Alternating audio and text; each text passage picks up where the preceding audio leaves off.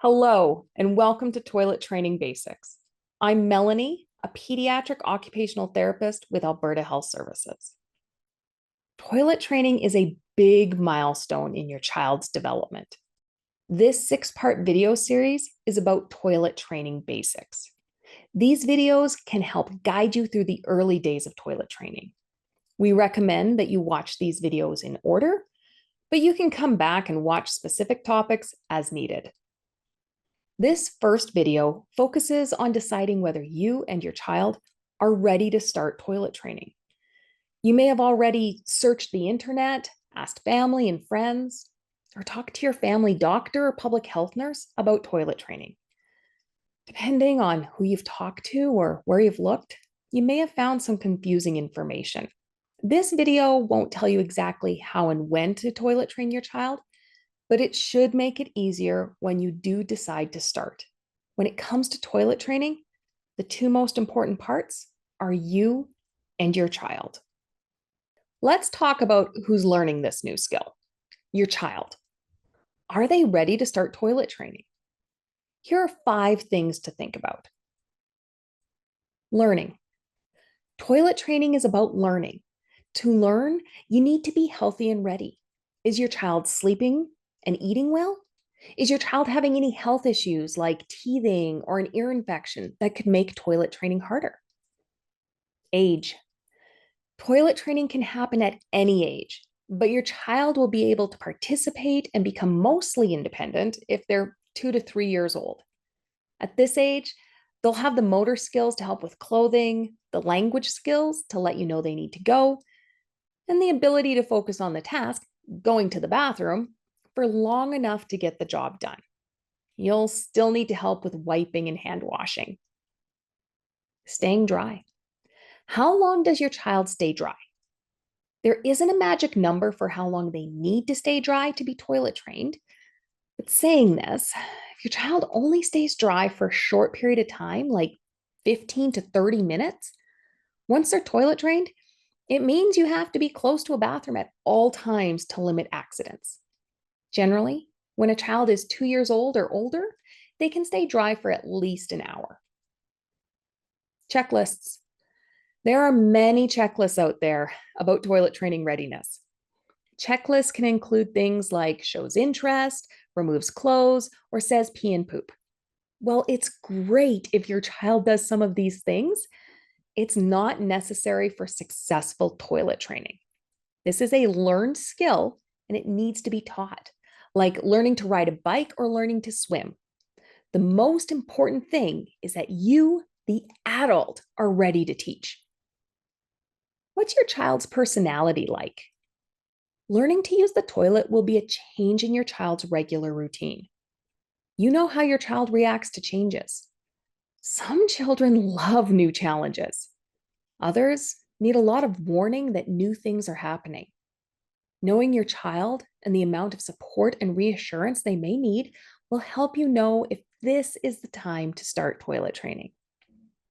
You'll also need to have time to work with them as they're learning this new skill. This brings us to the other important person in toilet training, you. If you're feeling overwhelmed and tired, now might not be a good time to start toilet training. The first few days of toilet training can be physically, emotionally, and mentally tiring. Time. Can you make the time to start toilet training? You'll need at least a free weekend or a few days in a row when you have nothing scheduled and can focus on just teaching your child. Support. Toilet training can be exciting and stressful all at the same time. Having someone to support or help you can really be useful. This can be a partner, friend, or family member that's with you while your child learns to use the toilet. They can encourage you, be there for you to talk to, or watch your other children so you can focus on the one learning to use the toilet. They can also celebrate happy moments, like the first time your child pees and poops on the toilet. Plan. Having a plan for toilet training will help. These videos can help you make a plan that works for you and your child. Let's look at a few other things to keep in mind before you start toilet training. Toilet training is about learning, not behavior. Your child is taught the skill and then expected to use it. This means once you start toilet training, you need to be consistent.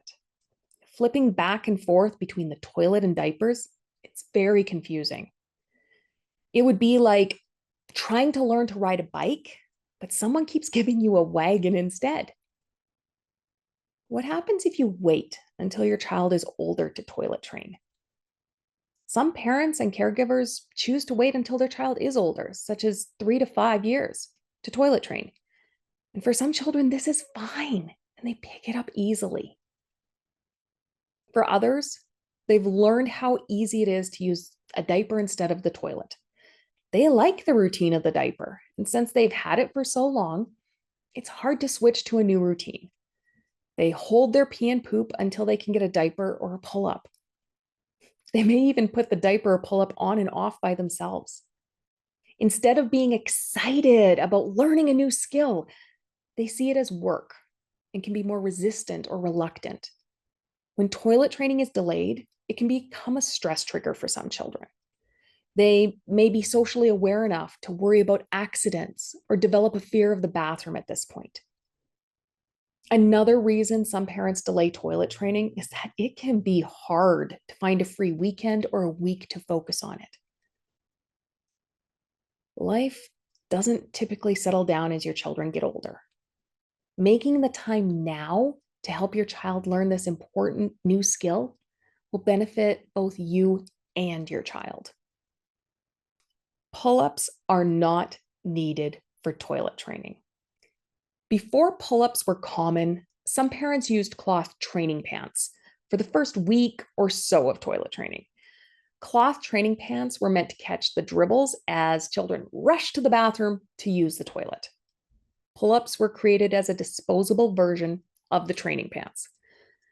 The problem with pull-ups is they still act like a disposable diaper. They prevent the discomfort of being wet.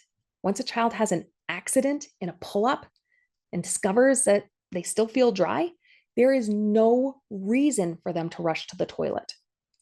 Putting a pull-up on your child during toilet training just in case makes toilet training confusing. It's just like wearing a diaper. Using pull-ups doesn't speed up toilet training, and it doesn't encourage your child to use the toilet. If you're worried about the mess of toilet training, other videos in this series will show you ways to avoid and deal with accidents. Hopefully, this video is giving you some things to think about before you start toilet training. Take a moment to think about whether this is the right time for you and your child. If now isn't the right time, wait until it is. Watch the other videos in this series for more information about toilet training your child. Find information, support, and services for you and your child by clicking on the link in the description.